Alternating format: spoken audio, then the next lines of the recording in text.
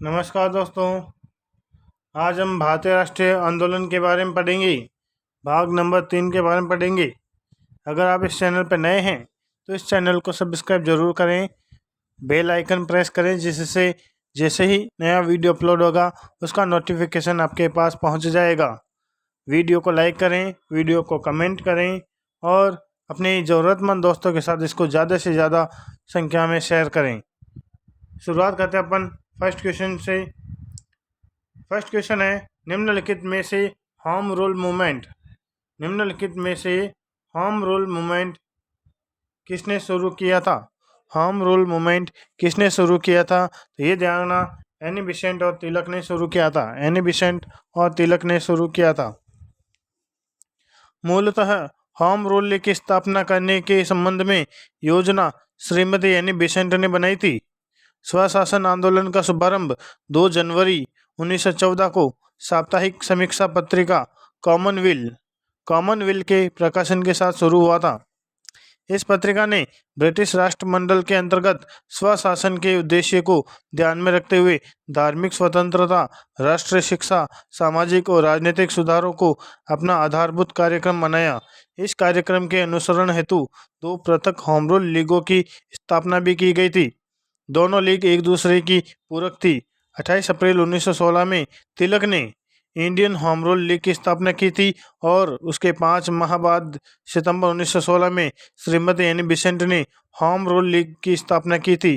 तिलक की लीग कर्नाटक, महाराष्ट्र, बम्बई छोड़कर महाराष्ट्र, मध्य प्रांत और बरार की 6 शाखाओं तक सीमित थी। देश के बाकी हिस्से एनी बेसेंट की लीग के जिम्मे आए थे। बेसेंट ने कॉमनवेल्थ और न्यू इंडिया तथा तिलक ने मराठा और केसरी के माध्यम से अपनी अपनी लीग का प्रचार प्रसार किया था। 1918 में दोनों होम रूल लीग को एक में मिला दिया गया था। नेक्स्ट क्वेश्चन, तिलक का नाम किस अखबार के साथ जुड़ा हुआ था? तिलक का नाम किस अखबार के साथ जुड़ा हुआ था? तो ये ध्यान रखना अपने को, ये मराठा के साथ इनका नाम जुड़ा हुआ था। भारतीय राष्ट्रीय कांग्रेस द्वारा किसकी असफलता के बाद भारत छोड़ो आंदोलन प्रारंभ किया गया था? किसकी असफलता के बाद भारत छोड़ो आंदोलन शुरू किया गया था? तो क्रिप्स मिशन जब असफल हो गया था तो भारत छोड़ो आंदोलन स्टार्ट हो गया था। महात्मा गांधी द्वारा भारत छोड़ो आंदोलन यह कब स्टार्ट किया गया था? तो ये 1942 के अंदर ये शुरू किया गया था। 14 जुलाई 1942 को कांग्रेस कार्य समिति की बैठक वर्धा में संपन्न हुई थी। 7 अगस्त 1942 को बम्बई के ऐतिहासिक ग्वालियर टैंक में अखिल भारतीय कांग्रेस कमेटी की वार्षिक बैठक हुई, जिसमें वर्धा प्रस्ताव या भारत छोड़ो प्रस्ताव की पुष्टि हुई थी।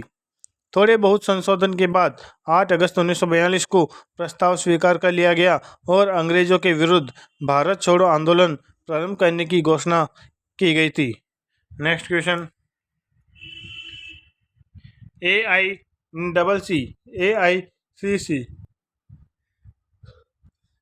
एआईसीसी के बम्बई सत्र में पारित प्रसिद्ध भारत छोड़ो प्रस्ताव कब स्वीकार किया गया था? भारत छोड़ो प्रस्ताव कब स्वीकार किया गया था? तो ये स्वीकार किया गया था 8 अगस्त 1942 को। 8 अगस्त 1942 को ये स्वीकार किया गया था। नेक्स्ट 14 जुलाई 1942 को कांग्रेस कार्य समिति द्वारा भारत छोड़ो आंदोलन का प्रस्ताव कहाँ पारित किया गया था? तो ये कहाँ पारित किया गया था? ये ध्यान रखना, वर्धा के अंदर पारित किया गया था। कौन सा कथन भारत छोड़ो आंदोलन के विषय में असत्य है? कौन सा कथन भारत छोड़ो आंदोलन के विषय में असत्य है, यह हमें बताना है, असत्य बताना है। कांग्रेस के समाजवादी दल के सदस्यों ने भूमिगत प्रतिरोध जारी रखा था, ये एकदम सही बात है, ये एकदम सही है। आगे, जेल में रहते हुए गांधी जी ने इस आंदोलन का नेतृत्व किया था। जेल में रहते हुए गांधी जी ने इस आंदोलन का नेतृत्व किया था, ये कथन असत्य लग रहा है। आगे देखते हैं, अनेक जिलों में स्वतंत्र की घोषणा की गई थी, ये कथन सही है। यह क्रिप्स इंडिया मिशन की असफलता के बाद शुरू हुआ था, ये भी सही है। तो दूसरा ऑप्शन है, जेल में रहते हुए गांधी जी ने इस आंदोलन की नेतृत्व किया था, ये कथन असत्य है। नेक्स्ट क्वेश्चन, भारत छोड़ो आंदोलन के दौरान देश के कुछ भागों में समांतर सरकारों की स्थापना हुई थी। ऐसी पहली सरकार कहाँ स्थापित की गई थी? तो ये ध्यान रखना, ऐसी प्रथम सरकार बलिया के अंदर स्थापित की गई थी। बलिया के अंदर पहली समांतर सरकार बलिया में चीतू पांडे के नेतृत्व में बनी थी। बंगाल के मिदनापुर जिले में तामलुक अथवा ताम्रलिप्ति में गठित राष्ट्रीय सरकार 1944 ईस्वी तक चलती रही। यहाँ की सरकार को जातीय सरकार के नाम से जाना जाता है। सतीश सावंत के नेतृत्व में गठित इस जातीय सरकार ने स्कूलों को अनुदान दिए और सशस्त्र विद्युत वाहिनी सैन्य संगठन भी बनाया गया था। नेक्स्ट क्वेश्चन, ब्रिटिश भारत में नौसैनिक विद्रोह कब हुआ था? ब्रिटिश भारत में नौसैनिक विद्रोह ये कब हुआ था? तो ये ध्यान रखना, ये 1946 के अंदर हुआ था। 18 फरवरी 1946 को एन.एस.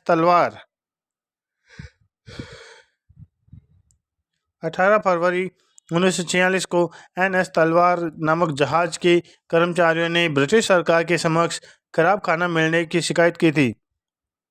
इस पर ब्रिटिश अधिकारियों का जवाब था कि भिखमंगों को चुनने की छूट नहीं हो सकती है। नौसेना कर्मचारियों ने सरकार की इस विभेदात्मक नीति के खिलाफ विद्रोह कर दिया था। विद्रोहियों ने एम.एस. खान के नेतृत्व में नौसेना केंद्रीय हड़ताल समिति का गठन किया था। नेक्स्ट क्वेश्चन, भारत के स्वतंत्र होने के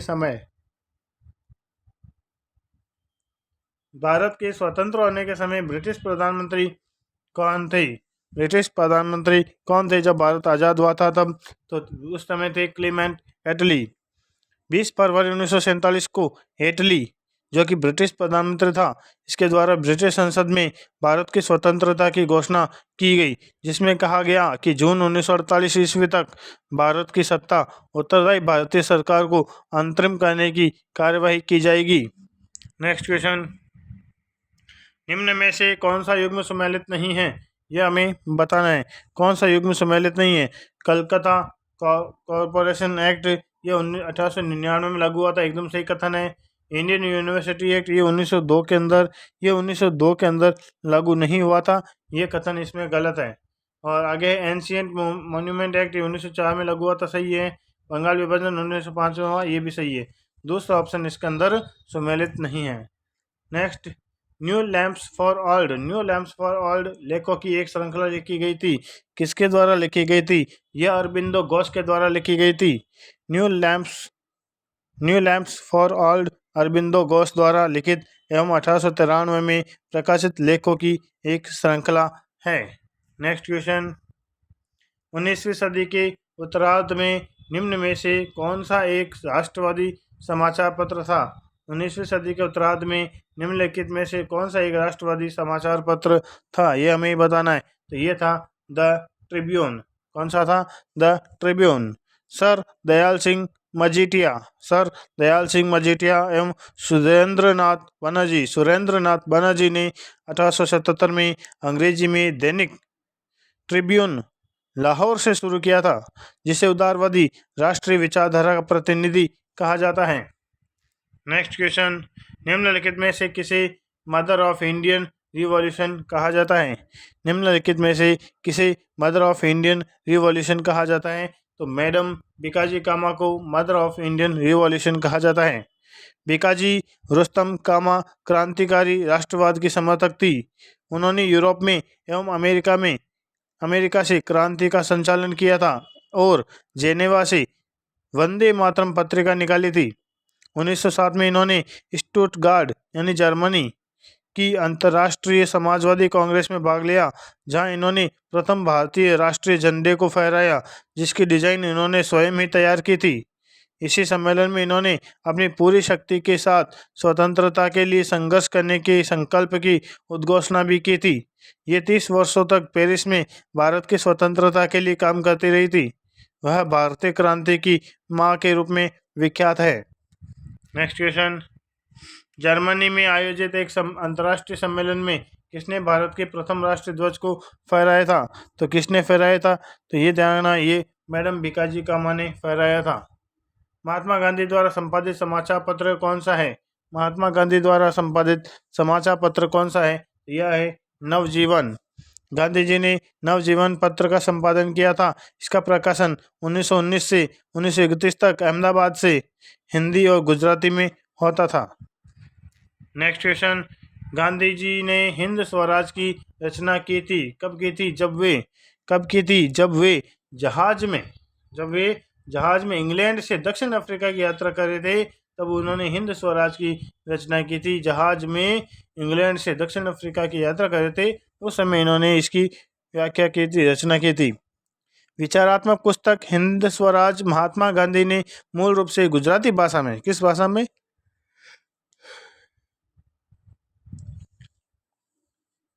गुजराती भाषा के अंदर वर्ष 1909 में एक समुद्री जहाज के डेक पर उस समय लिखी थी, जब वे लंदन से दक्षिण अफ्रीका की केप टाउन के लिए वापसी यात्रा पर थे, जिस पर ब्रिटिश सरकार द्वारा प्रतिबंध लगा दिया गया था।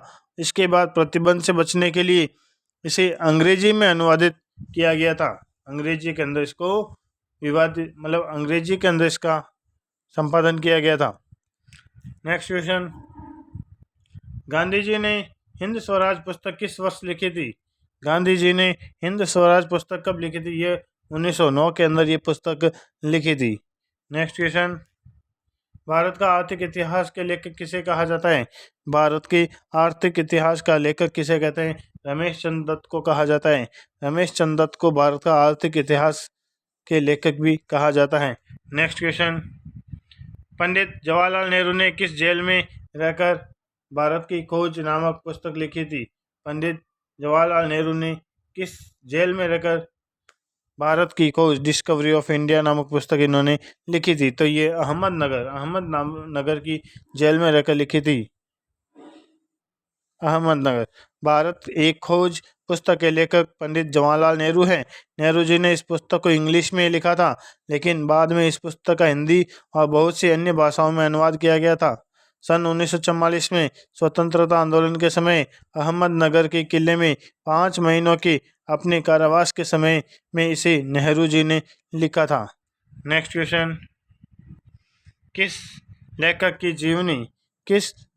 जीवनी का शीर्षक कलम का सिपाही है?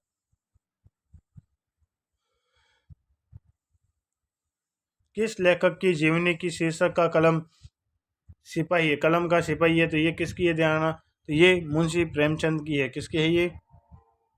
मुंशी प्रेमचंद की यह पुस्तक है। प्रेमचंद कलम का सिपाही हिंदी के विख्यात साहित्यकार अमृत राय द्वारा रचित एक जीवनी है, जिसके लिए उन्हें सन 1963 में साहित्य अकादमी पुरस्कार से भी सम्मानित किया गया था। नेक्स्ट क्वेश्चन, निम्नलिखित में से किस पुस्तक के रचयिता मुंशी प्रेमचंद नहीं है? किस पुस्तक के रचयिता मुंशी प्रेमचंद नहीं है? तो मुंशी प्रेमचंद ने गबन लिखी थी, गोदान, मानसरोवर, ये इनके रचनाकार यही हैं। द गाइड है वो ये अलग है, इसके रचनाकार मुंशी प्रेमचंद नहीं है। द गाइड ये आर के नारायण की अधिकतर रचनाओं की तरह मालगुडी पर आधारित है, जो एक काल्पनिक स्थान है। अगली है द पुस्तक है Gandhi the years that changed the world 1914 to 1948 के लेखक कौन है? इसके लेखक कौन है यह हमें बताना है। तो ये जानना, इसके लेखक गुहा रामचंद्र है। गुहा रामचंद्र इसके लेखक हैं। नेक्स्ट क्वेश्चन, निम्नलिखित में से कौन सा क्रांतिकारी संगठन बंगाल से संबंधित नहीं है? ये हमें बताना है। तो ध्यान, अनुशीलन समिति, युगांतर और बांधव समिति, ये तीनों के तीनों क्रांतिकारी संगठन बंगाल से संबंधित है, जबकि मित्र मेला ये अलग है। तो 1899 ईस्वी में सावरकर बंधु ने महाराष्ट्र के नासिक में मित्र मेला की स्थापना की थी। नेक्स्ट क्वेश्चन, बॉम्बे समाचार किसने शुरू किया था? बॉम्बे समाचार ये फरदौन जी मुरजबा ने शुरू किया था। फरदौन जी मुरजबा ने स्टार्ट किया था। बॉम्बे समाचार गुजराती भाषा में 1822 ईस्वी में फदौंजी मुरजबान द्वारा प्रकाशित किया गया था। नेक्स्ट क्वेश्चन है, अंधा युग के लेखक कौन है? अंधा युग के लेखक कौन है? अंधा युग के लेखक ध्यान रखना, धर्मवीर भारती हैं। कौन है? धर्मवीर भारती है जो कि इसके लेखक है। सूरज का सातवां घोड़ा, गुनाहों का देवता और अंधा युग ये हिंदी काव्य नाटक है। इसके रचयिता धर्मवीर भारती हैं। नेक्स्ट क्वेश्चन, कौन सा युग में सम्मिलित नहीं है? यह हमें बताना है कौन सा युग में सम्मिलित नहीं है। तो देखो इसमें लिखा हुआ है, R.C. Majumdar, the sepoy mutiny and the revolt of 1857, sir John Kaye history of Indian mutiny, essence and civil rebellion in the Indian mutiny, V D. Savarkar, the great rebellion 1857। तो ये क्वेश्चन है जो डाउटफुल है, इसके बारे में देख लेते हैं क्या होगा इसमें। तो ध्यान, ये जो R.C. मजुमदार है, R.C. मजुमदार ने the sepoy mutiny and the revolt of 1857 लिखी थी।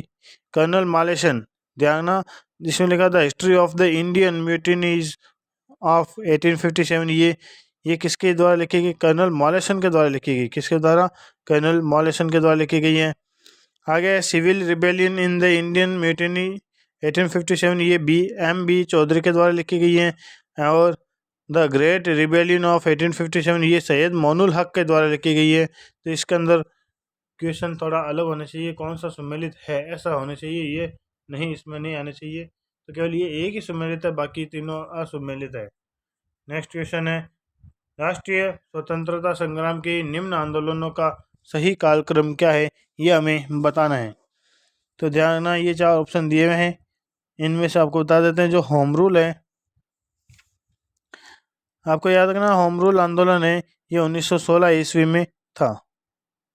सही कालक्रम अनुसार सही कालक्रम क्या है ये अपने को बताना है। तो ध्यान, सबसे पहले हुआ था होम रूल आंदोलन, लेकिन वो इसके अंदर नहीं है। और उसके बाद हुआ था 1917 के अंदर चंपारण, देखो इस ऑप्शन में नहीं है, इस ऑप्शन में नहीं है। तो चंपारण हुआ था 1917 के अंदर। उसके बाद हुआ था खिलाफत आंदोलन 1919 के अंदर। फिर हुआ था असहयोग आंदोलन, तो असहयोग आंदोलन चौथे के अंदर है, तो चौथा ऑप्शन अपना सही होगा। तो ध्यान, असहयोग आंदोलन ये 1920 के अंदर हुआ था। उसके बाद सविनय अवज्ञा आंदोलन ये 1930 के अंदर हुआ था, 1930 के अंदर हुआ। फिर भारत छोड़ो आंदोलन ये हुआ था 1942 के अंदर।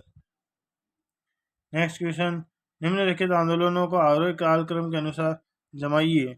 आरोही कालक्रम के अनुसार इनको जमाना है। तो ध्यान, सबसे पहले हुआ था होम रूल आंदोलन। सबसे पहले कौन सा हुआ था?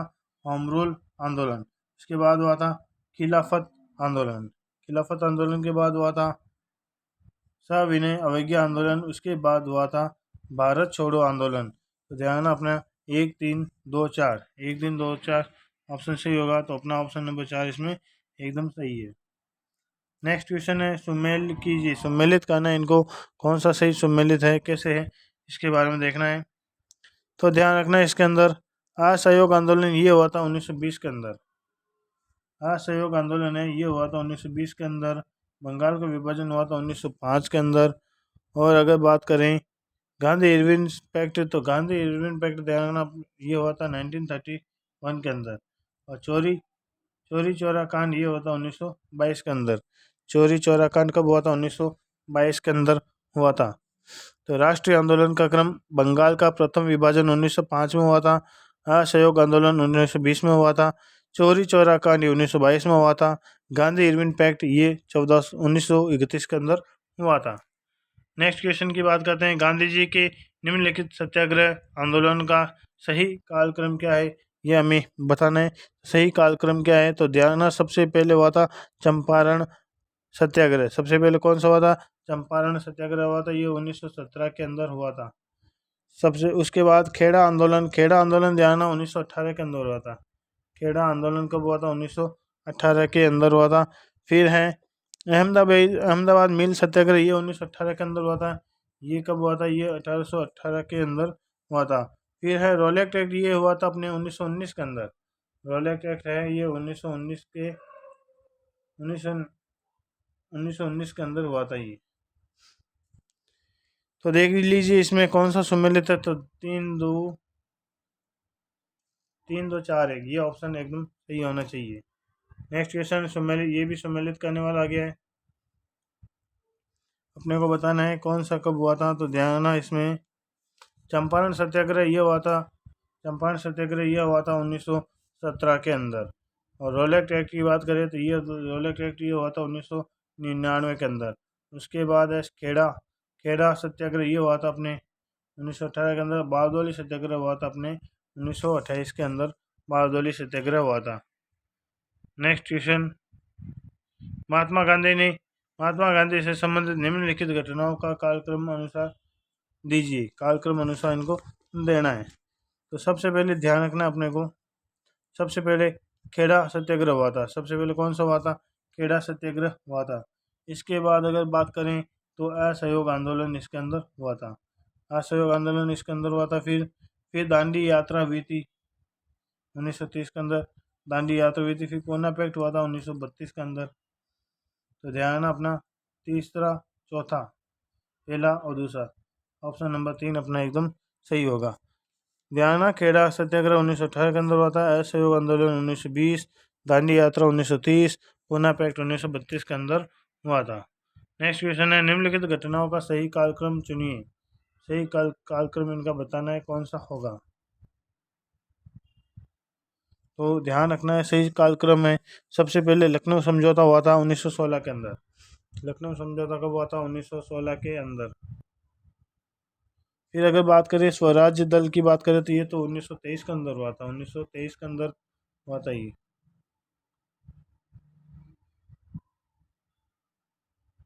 1923 के अंदर हुआ था। जलियांवाला बाग की अगर बात करें तो ये 1919 के अंदर हुआ था। और बाल गंगाधर तिलक की मृत्यु 1920 के अंदर हुई थी। बाल गंगाधर तिलक की मृत्यु कब हुई थी? 1920 के अंदर हुई थी। तो ध्यान रखना ये कालक्रम अनुसार अपने को जमाना है कौन सा होगा। तो सबसे पहले पहला आएगा, उसके बाद तीसरा, चौथा और दूसरा, ये तीसरा ऑप्शन सही होगा। नेक्स्ट क्वेश्चन, निम्नलिखित घटनाओं का सही कालक्रम अनुसार लिखना है। कालक्रम जमाना है बहुत ज़्यादा कालक्रम में। ध्यान, सबसे पहले अगर बात करें अपन क्रिप्स मिशन की, तो क्रिप्स मिशन ये 1942 के अंदर आया था। क्रिप्स मिशन ये कब आया था? 1942 के अंदर आया था। गांधी इरविन अगर पैक्ट की बात करें तो ये 1931 के अंदर आया था। साइमन कमीशन की अगर बात करें तो ये 1927 के अंदर आया था। और देश का विभाजन की अगर बात करें तो ये 1947 के अंदर आया था। तो देख लीजिए कालक्रम कौन सा सही होगा। आपने तीसरा ऑप्शन इसमें एकदम राइट होगा, ये सही जमा हुआ है। नेक्स्ट क्वेश्चन है, निम्नलिखित 4 घटनाओं में से सबसे पहले कौन सी घटना घटित हुई थी? सबसे पहले कौन सी घटना घटित हुई थी? तो इनमें से 4 में से सबसे पहले क्रिप्स मिशन सबसे पहले घटित होने वाली घटना है। नेक्स्ट क्वेश्चन है, निम्नलिखित घटनाओं का कालक्रम अनुसार चयन करना है। इसके अंदर भी ध्यान रखना, नौजवान सभा की स्थापना की अगर बात करें तो ये 1926 के अंदर हुई थी। नौजवान सभा की स्थापना कब हुई थी? 1926 के अंदर हुई थी। स्वराजलिस्ट दल की अगर बात करें, इसकी स्थापना 1923 के अंदर हुई थी। और दांडी मार्च की अगर बात करें तो ये 1930 के अंदर हुई थी। 12 मार्च 1930 के अंदर हुई थी। और जलियांवाला बाग की अगर बात करें तो ये 13 अप्रैल 1919 को हुआ था। इस प्रकार अपने को ये जमाना है। तो सबसे पहले कौन सी घटना हुई थी? जलियांवाला बाग वाली हुई थी। उसके बाद स्वराज दल का निर्माण हुआ था। उसके बाद नौजवान भारत का सभा का निर्माण हुआ। उसके बाद दांडी मार्च। तो पहला ऑप्शन अपना एकदम सही होगा। भारतीय राष्ट्रीय कांग्रेस के 1924 के अधिवेशन में महात्मा गांधी द्वारा एक बार अध्यक्षता की गई। यह अधिवेशन कौन सा था जिसमें महात्मा गांधी ने अध्यक्षता की थी? तो ये था बेलगांव के अंदर अध्यक्षता की थी। भारतीय राष्ट्रीय कांग्रेस का 1924 को बेलगांव, जो कि कर्नाटक के अंदर है, इसमें अधिवेशन महात्मा गांधी की अध्यक्षता में हुआ था। इस अधिवेशन में अखिल भारतीय चरखा संघ की स्थापना हुई थी। उल्लेखनीय है कि महात्मा गांधी ने कांग्रेस के केवल इसी अधिवेशन में अध्यक्षता की थी। नेक्स्ट क्वेश्चन, सुभाष चंद्र बोस भारतीय राष्ट्रीय कांग्रेस के अध्यक्ष कितनी बार रह चुके हैं? सुभाष चंद्र बोस भारतीय राष्ट्रीय कांग्रेस के अध्यक्ष कितनी बार रह चुके हैं? तो ये 2 बार अध्यक्ष रह चुके हैं। सुभाष चंद्र बोस 2 बार भारतीय राष्ट्रीय कांग्रेस के अध्यक्ष निर्वाचित हुए। पहली बार 1938 में हरिपुरा अधिवेशन में कांग्रेस के अध्यक्ष निर्वाचित हुए। इस समय सुभाष चंद्र बोस की आयु केवल 41 वर्ष थी, 41 ईयर्स थी, और वे अब तक के अध्यक्षों में सबसे युवा थे। दूसरी बार 1939 में त्रिपुरी अधिवेशन में गांधी जी के विरोध के बावजूद पुनः कांग्रेस के अध्यक्ष बने, लेकिन बाद में उन्होंने इस्तीफा देकर फॉरवर्ड ब्लॉक की स्थापना 1 मई 1939 को कर दी थी।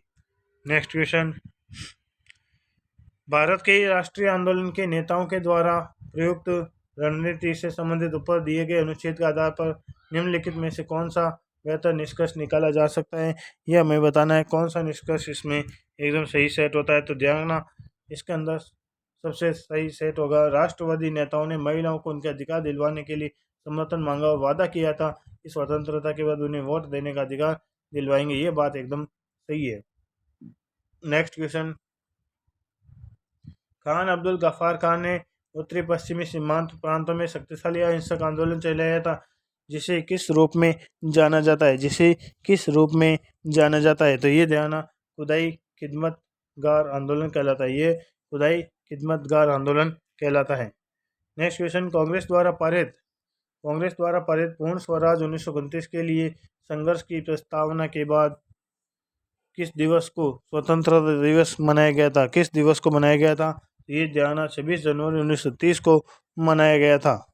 नेक्स्ट क्वेश्चन, इसको सुमेलित करके बताना है। सुरेंद्र नाथ बनर्जी ने कौन सी पुस्तक लिखी थी? तो ये जाना, इन्होंने हिंद स्वराज लिखी थी। और सुरेंद्र नाथ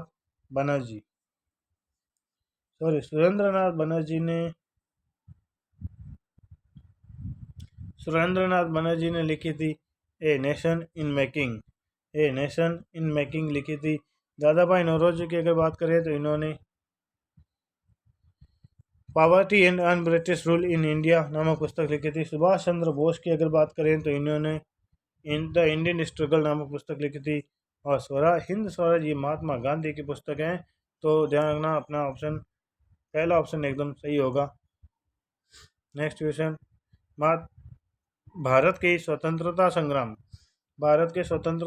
के युग में राष्ट्रीय प्रयोजन का पक्षधर समाचार पत्र कौन सा था? तो ये था द लीडर। पत्रकार के कर्तव्य का निर्वहन करते हुए जेल जाने वाला प्रथम भारतीय कौन था जो पत्रकार का कर्तव्य निर्वहन किया था? ये थे सुरेंद्र नाथ बनर्जी। नेक्स्ट क्वेश्चन है, ब्रिटिश सरकार ने सन 1947 में भारत में अपनी अगुवाई में साइमन कमीशन भेजा, जिसका विरोध किसके द्वारा किया गया था? क्यों किया गया था? इसका क्या कारण था कि इसका विरोध किया गया था? तो इस आयोग में कोई भारतीय प्रतिनिधि नहीं था, इस वजह से इसका विरोध किया गया था। दक्षिण भारत में नमक सत्याग्रह के एक वयोवृद्ध राष्ट्रवादी नेता कौन थे? निम्नलिखित में से कौन शामिल थे वयोवृद्ध नेता? ये थे सी राजगोपालाचारी, सबसे वयोवृद्ध नेता थे जो नमक सत्याग्रह के अंदर शामिल हुए थे। Thank you for watching this video. इस वीडियो को देखने के लिए आपका बहुत बहुत धन्यवाद। अगर आप इस नए हैं और इस चैनल को सब्सक्राइब नहीं किया है तो जल्दी से जल्दी इस चैनल को सब्सक्राइब करें, इस वीडियो को लाइक करें, कमेंट करें और अपने यार दोस्तों के साथ इसको ज़्यादा से ज़्यादा संख्या में इसको शेयर करें। Thank you very much. जय हिंद, जय भारत।